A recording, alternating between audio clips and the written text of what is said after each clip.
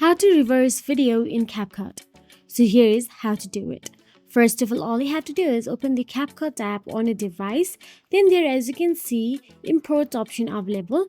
Then simply import your project. Let me just tap on the import plus icon available there and select the video clip that I want to reverse.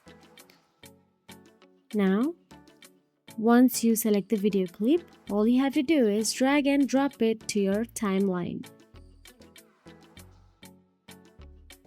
Then let me just play it first of all.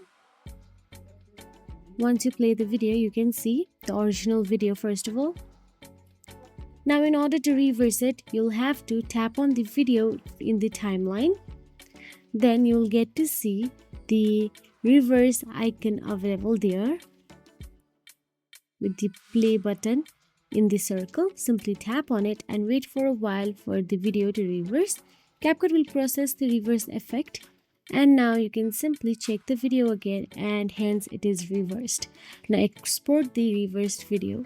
Tap on the export button at the top right corner of your screen and confirm the export. And that is it. If you found this video helpful, please like, share and subscribe our channel, and thank you so much for watching.